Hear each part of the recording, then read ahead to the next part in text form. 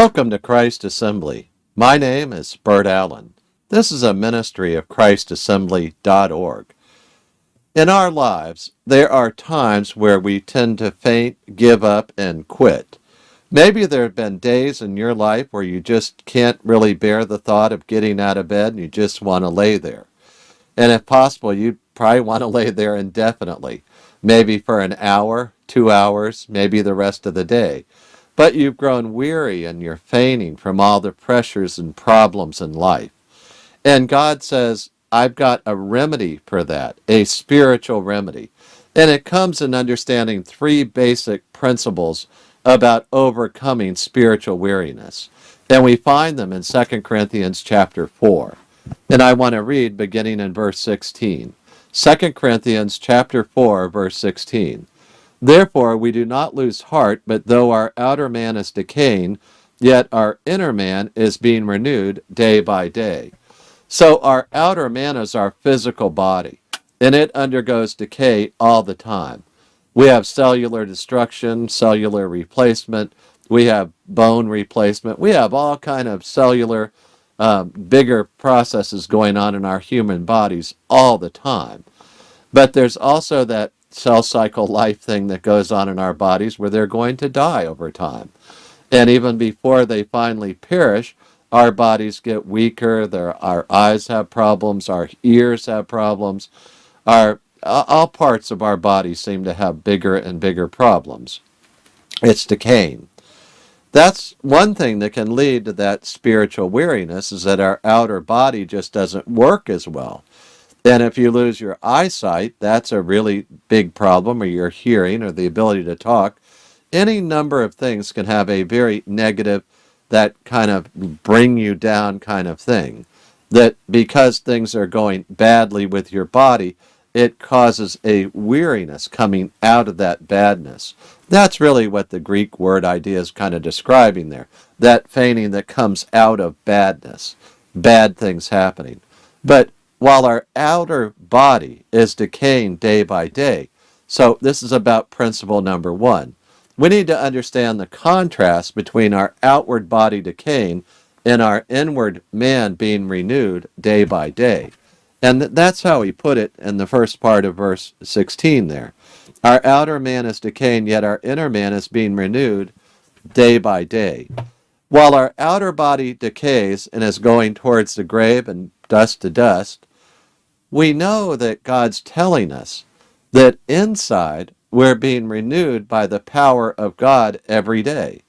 Our inner man, our spiritual man, our body, soul, and spirit, body being the outward decaying part, but our spirit and our soul are growing every day. And we grow in strength and power in the Lord Jesus, ideally, every day. But if we go into that part of, oh, let's fret over our bodies decaying, that process will continue in our fretting and our weariness, growing out of that preoccupation with our outward bodies, will tend to interfere with that spiritual renewal going on every day. So the first thing we do to overcome that weariness is to recognize the distinction and the contrast between outward decay and spiritual man being renewed day by day.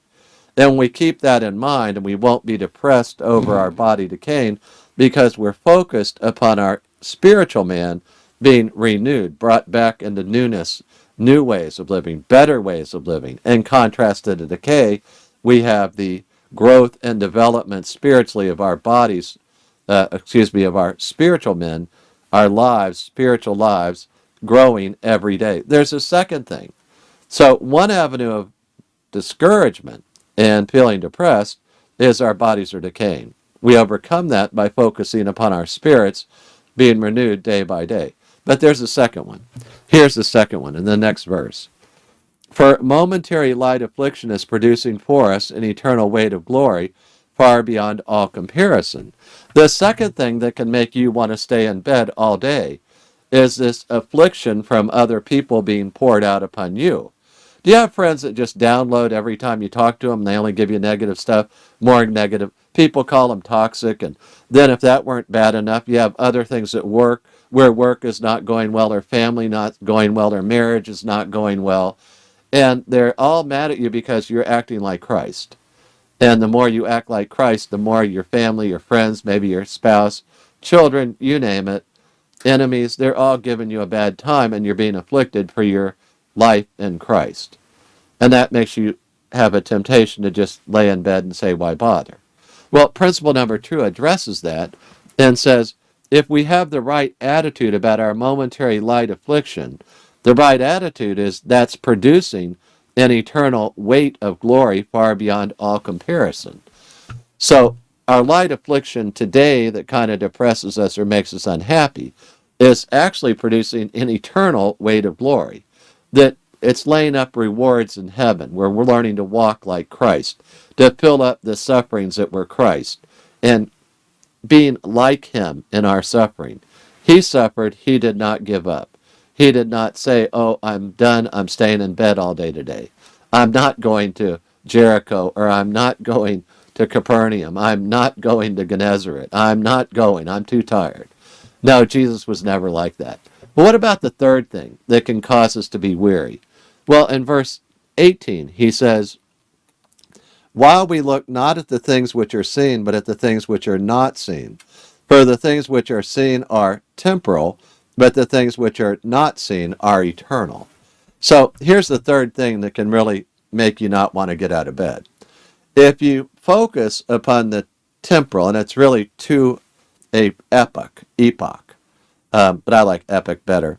If you focus upon the things in the here and now, and you aren't seeing or understanding that what's going on right now with those afflictions and with the other grief in our life, when we don't understand that on the inside we're being renewed day by day, when we don't understand that God's saying this outward stuff is producing an eternal weight of glory, and it isn't really so much eternal, and the things which are seen are not, let me go back over the first part for a moment. The things which are seen are temporal, and that's really too epic.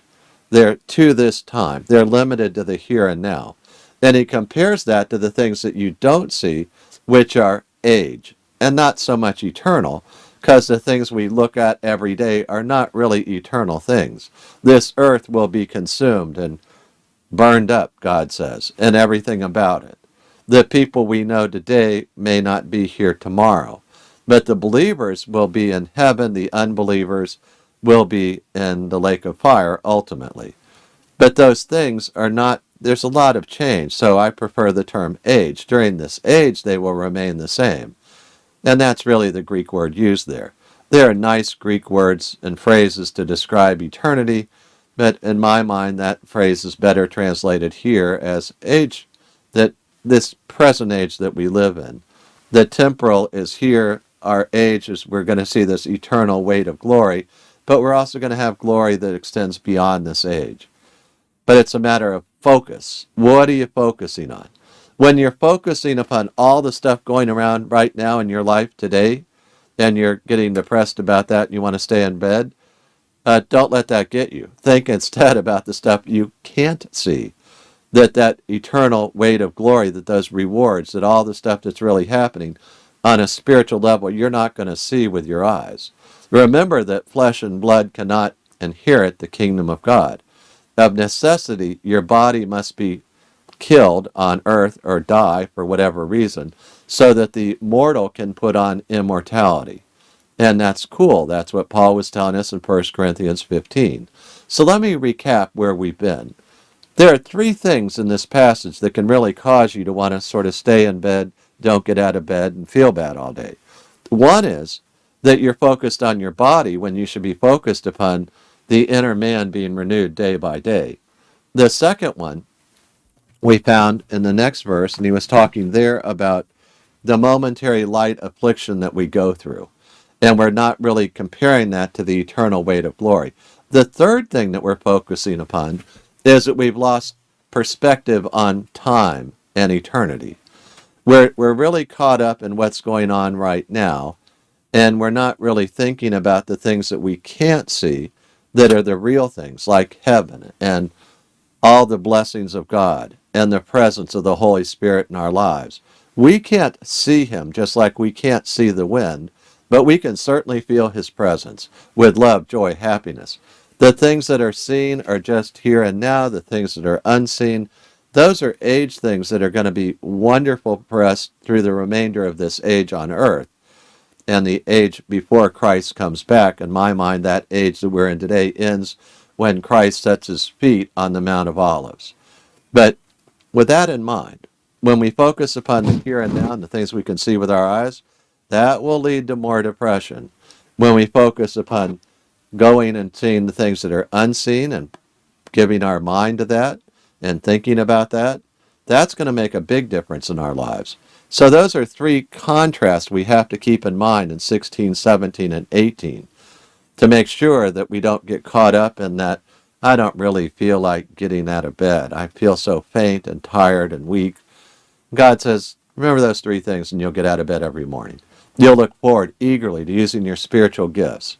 You'll be eager to be a daily minister for Christ every day, even as your body decays, even as that momentary light affliction comes, even as you get caught up at times and seeing with your eyes instead of knowing about the great joy we have in Jesus Christ, which is not seen today, not with our eyes. That we see great things that he's doing, but we're not wrapped up with just our present life, what's going on here and now. We're wrapped up in what is our present life producing, an eternal weight of glory, that our inner man is being renewed day by day, that we're focused upon the things that are really beyond what's going on right now. So let's give thanks to God for that, that there's a way out of that. We don't have to be trapped in our beds or in our lives. We can live to the glory of God every day. Let's pray. Father, we thank you for your word and the beauty of your word. May we remember these giant principles to help us live to the fullest every day through the loving power of Jesus Christ and the Holy Spirit and the abiding presence of the Father in our lives every day. We pray in your name, Lord. Amen. Hallelujah. Before I close the video, I'd like to share with you 4 verses about eternal life. I often ask people this simple question: why should Jesus let you into heaven? And the answer to that question surprises many people because it comes from the Bible and it's simple and it's clear. Most folks, when they hear that question, they tell me, well, I've been good, or tried to do more good than bad, or I tried hard, or I've done a lot of nice things, and I hope God will let me into heaven.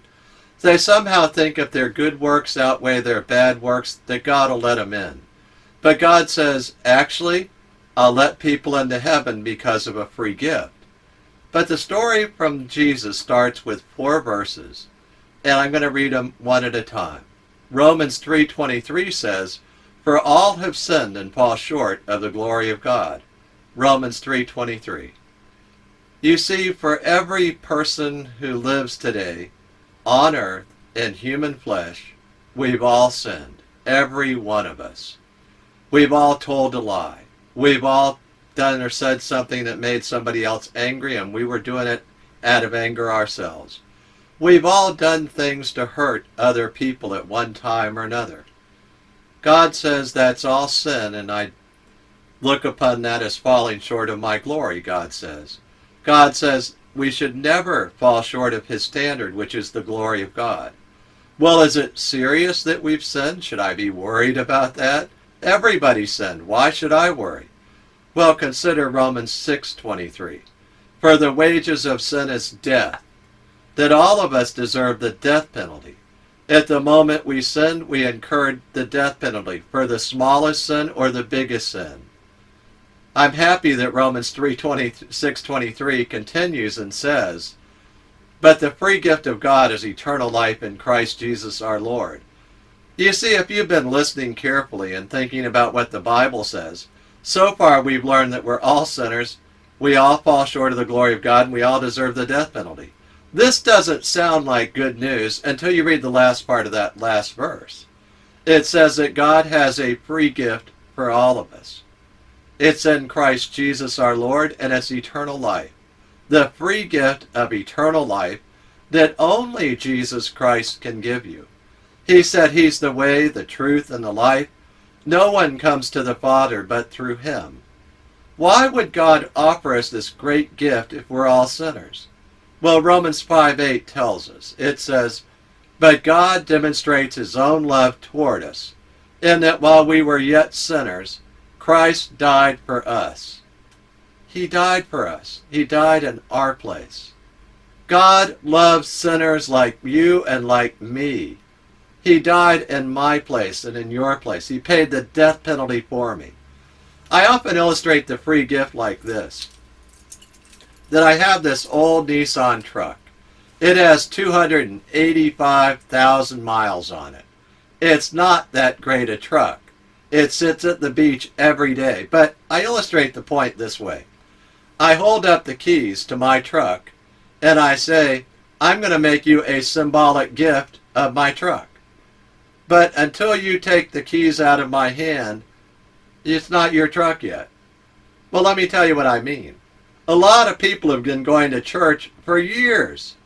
They know all about Jesus. They can quote verses about Jesus. But they know in their heart that they're not quite right with God.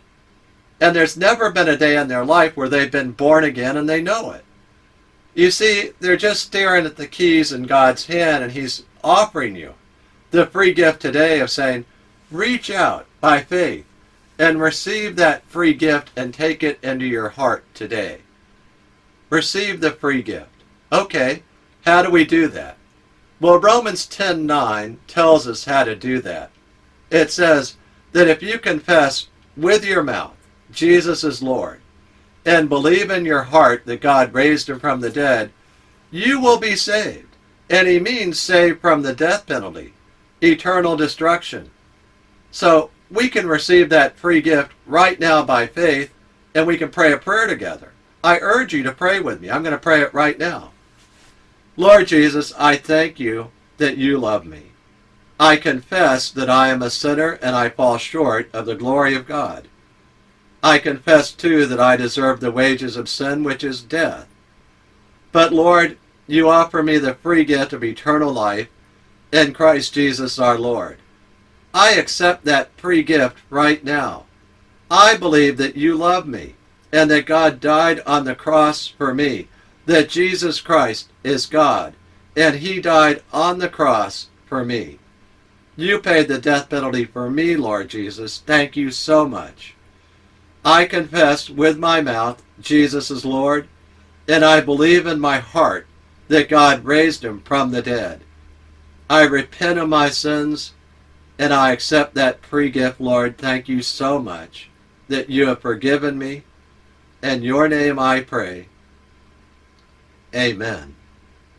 Now, if you prayed that prayer with me, I'd love you to send me an email and we'll rejoice together. Send me the email at friend@christassembly.org. That's friend@christassembly.org. I look forward to hearing from you. Hallelujah.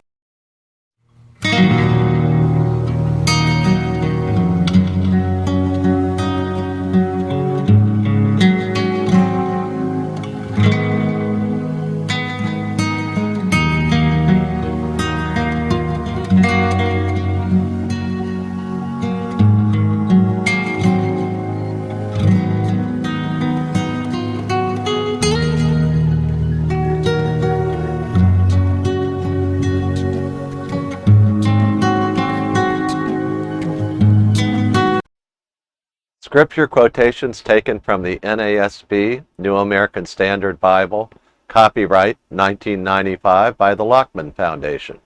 Used by permission, all rights reserved.